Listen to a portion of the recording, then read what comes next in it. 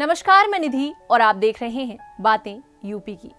चुनावों में पार्टियों के नेता आमतौर पर एक दूसरे को इतनी बुरी तरह हराने की धमकी देते हैं कि उनकी जमानत ही जब्त हो जाएगी। अब जब 5 राज्यों के विधानसभा चुनाव के वोटों के रिजल्ट आए तो आपको ऐसे शब्द सुनाई देने लगेंगे, इनकी तो जमानत ही जब्त हो गई, ये तो अपनी जमानत भी नहीं बचा पाए। लेकिन क्या आपको पता है कि जमानत जब्त होना क्या होता है? अगर नहीं तो आज हम आपको अपनी इस वीडियो में ऐसी ही कुछ जानकारियां देने वाले हैं कि किसी की जमानत कैसे जब्त हो जाती है, उसके जमानत की राशि क्या होती है और साथ ही जानेंगे कि किन किन परिस्थितियों में जमानत राशि वापस नहीं की जाती। दरअसल पंचायत चुनाव से लेकर राष्ट्रपति चुनाव तक हर चुनाव को लड़ने के लिए उम्मीदवार को एक तय राशि चुनाव आयोग में जमा करनी होती है।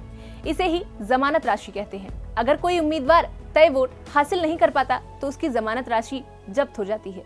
ये जमानत राशि हर चुनाव के लिए अलग अलग होती है। लोकसभा और विधानसभा चुनाव की जमानत राशि का जिक्र रिप्रेजेंटेटिव ऑफ पीपल्स एक्ट 1951 में, जबकि राष्ट्रपति और उपराष्ट्रपति चुनाव की जमानत राशि का जिक्र president and vice president election act 1952 में किया गया है। लोकसभा और विधानसभा चुनाव में सामान्य वर्ग और SC/ST के उम्मीदवारों के लिए अलग अलग जमानत राशि होती है, जबकि राष्ट्रपति और उपराष्ट्रपति के चुनाव में सभी वर्ग के उम्मीदवारों के लिए एक ही जमानत राशि होती है। बता दें, लोकसभा चुनाव में सामान्य वर्ग के उम्मीदवार के लिए 25,000 रुपए, तो वहीं SC और ST वर्ग के उम्मीदवारों के लिए ये रकम 12,500 रुपए जमानत राशि जमा करनी होती है। जबकि विधानसभा चुनाव में सामान्य वर्ग के उम्मीदवार के लिए ये रकम 10,000 रुपए होती है और वहीं SC/ST के उम्मीदवारों के लिए 5,000 रुपए जमानत राशि जमा करनी होती है। राष्ट्रपति और उपराष्ट्रपति चुनाव में सभी वर्गों के लिए जमानत राशि की रकम सेम होती है। राष्ट्रपति और उपराष्ट्रपति के चुनाव में उम्मीदवार को 15,000 की जमानत राशि जमा करनी होती है।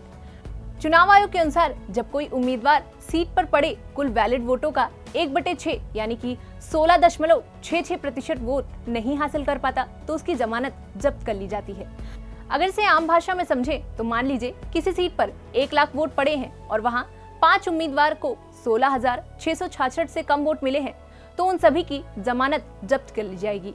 यही फॉर्मूला राष्ट्रपति और उपराष्ट्रपति के चुनाव पर भी लागू होता है। राष्ट्रपति और उपराष्ट्रपति चुनाव लड़ने वाले उम्मीदवार को अपनी जमानत राशि बचाने के लिए 1/6 वोट हासिल करने होते हैं।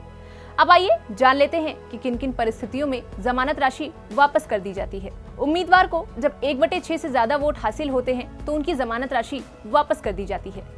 जीतने वाले उम्मीदवार को भी उसकी रकम वापस कर दी जाती है, भले ही वो 1/6 से कम वोट प्राप्त किया हो। वोटिंग शुरू होने से पहले अगर किसी उम्मीदवार की मौत हो जाती है तो उसके परिजनों को वो रकम वापस कर दी जाती है। साथ ही उम्मीदवार का नामांकन रद्द होने या फिर नामांकन वापस लेने की स्थिति में भी जमानत राशि वापस कर दी जाती है।